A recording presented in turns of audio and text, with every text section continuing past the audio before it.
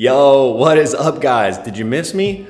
I missed you, I'm not gonna lie. Sorry, I know it's been a little while, but we finally are back with another vlog here for you guys. Most of you guys are aware of the injury that I've been dealing with for the last couple of months, but for those who maybe just didn't see it or have been wondering where the heck I've been, had a pretty insane injury back in the beginning of November. Had a crash riding a Stark Varg and absolutely pulverized the old left collarbone. Typically a collarbone is not that big of a deal, but ran into quite a few issues. And here we are 4 months later, 2 surgeries, a big old plate and 13 screws. Give you guys a nice little view of what that's looking like in there.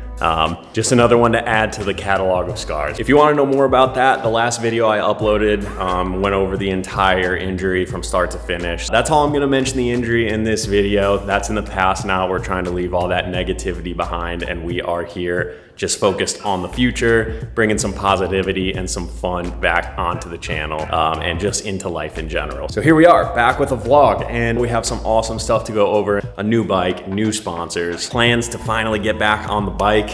So why don't we just start with that? I am officially cleared to get back on the bike, and man, I could freaking cry. I'm so excited. There were so many points over the last 4 months where I felt like this point in time was just never gonna come. So now that it's finally here, I'm like, dude, could not be more excited. Time's a ticking. I need to get stuff ready to head down south and get ripping because we don't have a whole lot of time before outdoors get here, and I need every ounce of training as I can possibly get. Long story short, due to the complications, I only got cleared to start working out like 2 weeks ago. Couldn't even do any physical therapy or anything because the incision just kept like popping open and whatever. I won't go into the details, but yeah, I have been grinding, just like putting insane miles on the stationary bike. I've been in the gym every single day. I'm up to a solid 6 pull-ups in a row, and I think I can get maybe like eight real push-ups. So things are on track, but I definitely need to get on the bike and get as much seat time as possible before the nationals get here. So that is definitely the plan. And that leads us into exciting point number 2. We have a brand new dirt bike. I set up the purchase before I got hurt, went and picked the bike up shortly after my first surgery, and I've just been staring at it in the garage this whole time. I'm just acquiring parts and planning out what I want to do to this thing, getting graphics and all the goodies. So can't wait to show you guys that in a minute here. But the injury definitely did have some positives. It gave me a lot of time to do some of the things that I've been meaning to do for a really long time. You guys probably noticed we have a sick vlog intro now. I don't think my editing skills would hold up in Hollywood, but I'm pretty dang proud of that thing. I think it's pretty sick. And then the other nice thing is I have just been sending out so many emails and setting up new partnerships for the 2025 season. And the biggest one that I'm excited to share with you guys is my new title sponsor for the year, Insta360. Could not be more stoked about this one. And for those of you who may not know, they are an action camera brand. So what a perfect company to partner up with on this channel, as most of my content is just POV footage using a standard point and shoot action camera like their Ace Pro 2. They're obviously doing a great job getting their name out there in front of people on the television, but now they're looking for creators like myself to partner with to kind of show you guys what these cameras are capable of and kind of explain the differences between some of their cameras. As you can see, these are 2 very different cameras right here. So very excited to show these off on the channel and kind of share with you guys my experience using them. And yeah, from now on, anytime you see helmet cam footage, that's gonna be the Insta360 Ace Pro 2. And anytime you see stuff mounted like on my chest, that's gonna be the X4. Beyond just using the action cameras though, Insta360 has taken over the branding of my helmets for this year. So we got the signature yellow colorway, big Insta360 logo on the side and the back, and then their logo, think bold, down here on the chin bar. Worked really hard with the guys over at SKDA to make these helmet wraps, and dude, they look so epic. Next up, for the first time in about 4 years, I will be wearing a new gear brand, and that is FXR, baby. We're back with FXR for the 2025 season, and that's something I could not be more excited about. I worked with FXR back in 2020 when I was part of the FXR Chaparral Honda team briefly, continued to work with FXR through the rest of that year. I do have a code, JWalk, for you guys, which is gonna get you like, I think like a 30% discount or something like that. And then it also does help out my program a little bit. So if you guys are looking to get some new gear for the upcoming spring season, consider checking out FXR. And if you do decide that you like some of their gear, make sure you use the code JWalk. Save yourself some money and help out my program a little bit. So very excited about that. That being said, I now just have like hundreds of jerseys taking up space in boxes in my race shop. They've all got like my name and number sublimated in. So I figure instead of just letting these things rot in my cupboard somewhere, maybe some of you guys would enjoy having some of these. So I don't know, if you're interested, shoot me a DM, like, I don't know, 50 bucks or something like that. Shoot me your address and yeah, you guys can get a signed Jaywalk jersey. Pretty much all these were worn at Pro Nationals and whatnot. So some pretty cool stuff here, but yeah, shoot me a DM if you're interested. As you guys may know, I tested out some Bridgestone tires last year and absolutely fell in love with them. So I was like, yo, how would you guys like to partner with me for the 2025 season? And they were down. Here's a look at their X10 sand tire, which is pretty beefy. So very excited to get these mounted up on the new bike and show you guys what these are all about. Next up, we've got Bel-Ray lubricants. We're gonna be running their Thumper Racing Works synthetic ester SAE 10W50. Always love using their stuff, so I reached out and they were down as well. So shout out to Bel-Ray. I guess I can't really stall out any longer. I guess it is finally time to show you guys the new bike. And here's a little sneak peek of the seat cover. Blue, could it be a Yamaha? Could it be a Suzuki? Blue seat could look sweet on a Honda. None of the above, ladies and gentlemen. Say hello to the brand new 2025 and a half factory edition KTM 450. Come on, you guys really thought I was gonna leave the Austrian chassis like that? Absolutely not. These things have been absolutely rock solid for me. I have loved working with the KTM group, and that is not gonna change moving forward. So let's pull you guys off the tripod and give you a little look-see around this beautiful machine. So technically a new brand. We were on the old style gas last year. There she is. Completely disheveled, no front tire, no seat cover. But she has a pretty new sibling right next to her who's gonna be getting all the attention. So sorry, gas, but we're looking at the KTM now. I guess we could show a little love to the two-stroke over there as well. But you guys may recall, I had a 2023 KTM 450 that I raced in the 2023 season. Did not have a ton of luck on that bike. It wasn't my favorite thing I've ever ridden, and KTM sort of realized that that was a common problem, so they made a lot of updates to this 2025 chassis. One of the big ones being this cutout in the frame right here. This used to be all one big solid piece here, but now you can see they made a big cutout to sort of soften up the rear end of this bike. Another big one, all of the linkage bolts are now a smaller diameter. They're back to the same diameter as the gas over there. So that'll again add a little more flex to the rear end and sort of soften things up, because the rear end really was the main problem on this bike. And then they also completely reworked the frame, like this top tube down here. They took away a lot of material to just soften up the whole frame in general. And then similar to the frame here, they also put big cutouts in the engine hangers. They now have the GPS and engine tuning unit here on the front fender. Pretty excited to try out some of the stock tunability that they have on this machine, and also use some of that Lit Pro data. From what I understand, it's pretty advanced. It connects to the engine and will let you know like what gear you were in and what RPM and throttle position. Some really cool info to let you know what you're doing out on the track. You never know, maybe it could level up my riding. We'll have to see. Aside from that, this is the factory edition. So my 2023 just had the standard triple clamps. This has the KTM Power Parts triple clamps. The wheels technically are upgraded wheels. I think they're pretty similar to stock. They just have the colored hubs and nipples and they look a little bit cooler. Still has the stock header pipe, but it does have an Akrapovic silencer. I think that's the correct way to pronounce it. You guys can roast me all you want in the comments though. It doesn't bother me none. So that's pretty much it as far as things that are different from when I had this bike back in 2023. And from what I understand, it makes a pretty enormous difference, which is good to hear. The 2023 bike definitely was not quite up to snuff. I had heard this new chassis was a lot better, and then I got a chance to race the 350 XCF at the GNCC at Ironman this past year. That was this updated frame, and I really liked the way that that thing felt, so that kind of solidified that I was gonna go with the new KTM for my race and practice bike for the 25 season. Now, one of the big mistakes I made when I got this bike back in 2023 was I got it during the winter, and I made a ton of changes before I ever even rode it in stock form. And I've sort of learned that that's a bad thing.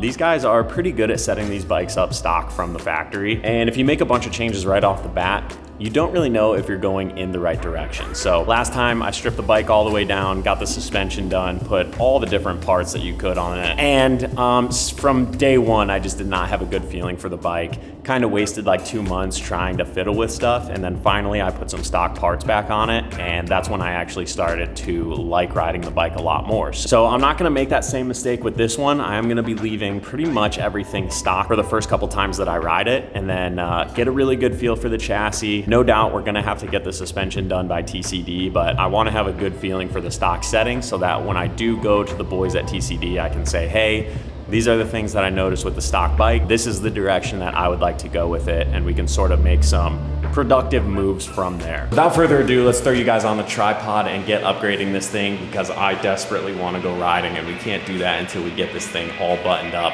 So let's get to it.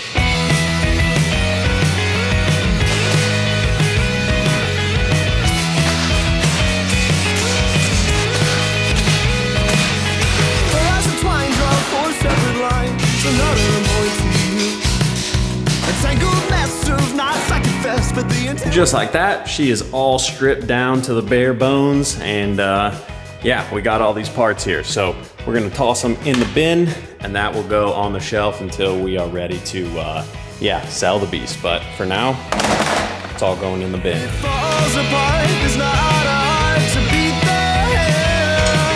It falls apart, it's not hard to have. It falls apart, it's not hard to beat the hair. It falls apart, it's not hard to have. Each word a world all of its own. Each star and dirt only in groans. The syntax skips semantic slips, and what we're left are growing cleft of language, lost tokens unknown. And then I guess we slipped right through and lost our meaning on the way. We ended up a tiny piece of every heart, of every part, of every story, of every grave. It falls apart, it's not hard to beat the hair. It falls apart if it's not hard to have. It falls apart, it's not hard to beat the hair. It falls apart if it's not hard to have. A tangled mess of knots, I confess, but the intent was there. I swear we said our sights on something that we thought was true. It falls apart, it's not hard to beat there. And it falls apart if it's not hard to have. It falls apart if it's not hard to beat there. It falls apart if it's not hard to have.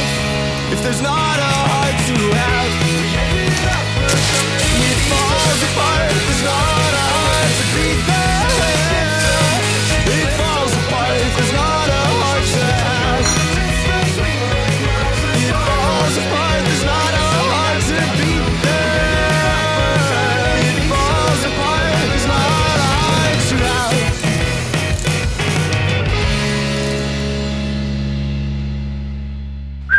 Renthal units installed, and I gotta say, I am loving these things, especially the 2 bolts. It allows you to get the grips a lot tighter. One of the reasons I never used lock-ons in the past is because the ones that I have tried only had the 1 bolt, and I would literally strip out and bend Allen keys trying to tighten that thing as tight as I possibly could. And then when I'm riding, the grip would still twist. So having the dual bolt pattern, I mean, these things, 3 Newton meters is what it calls for in the instructions. So that's what I did. And I literally can't get these to move at all. So obviously I'll update you when I get my first ride in on them, but so far, absolutely incredible. 997 handlebars, looking beautiful as always. And yeah, throttle, super crispy. While she's all naked and the exhaust is exposed, let's go ahead and swap that thing out for the HGS.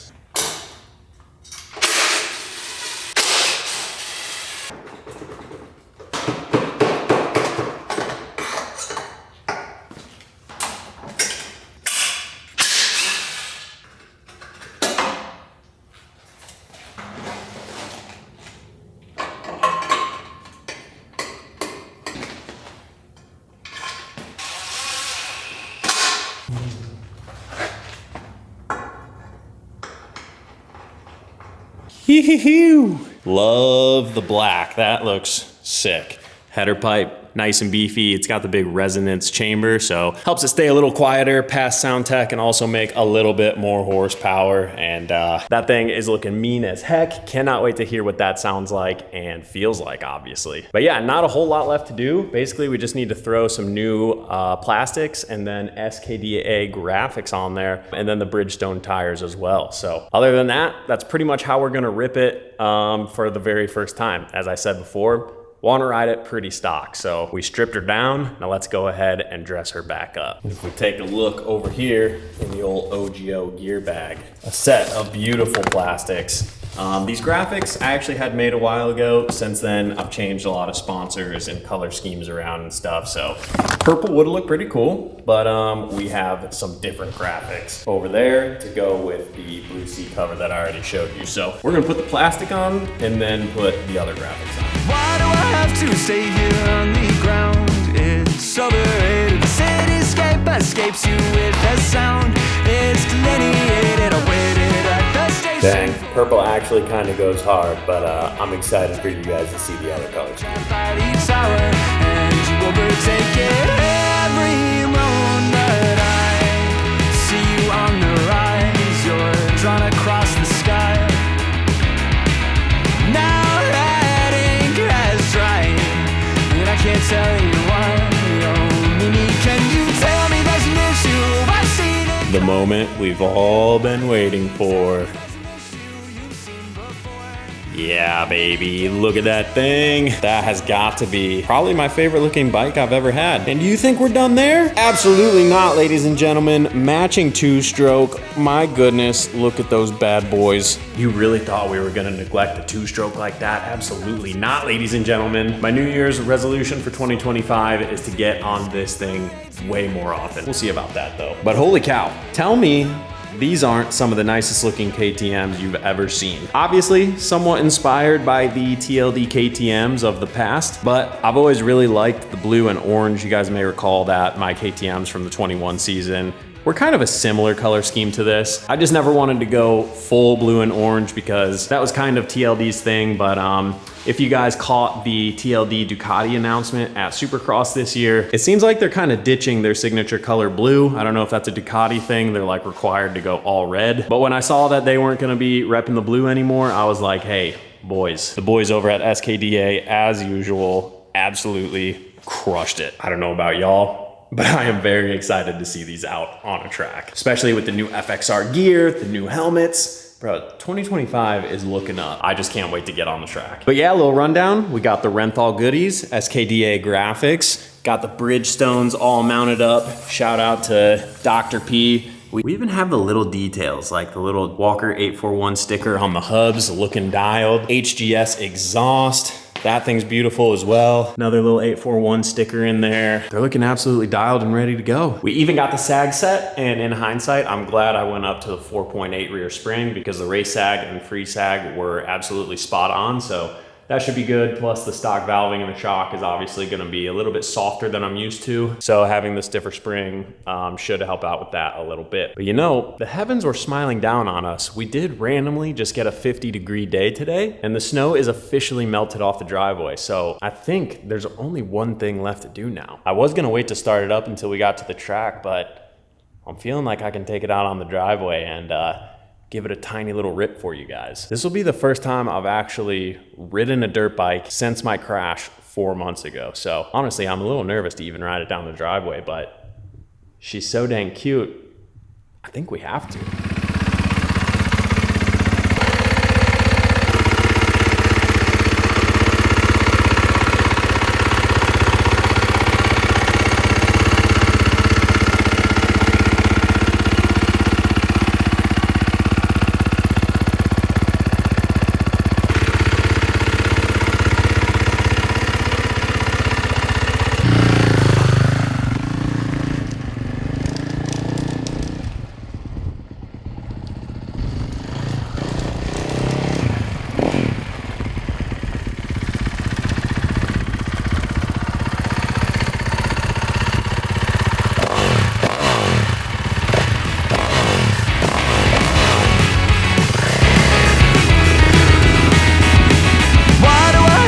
Stay here on the ground. It's the sound.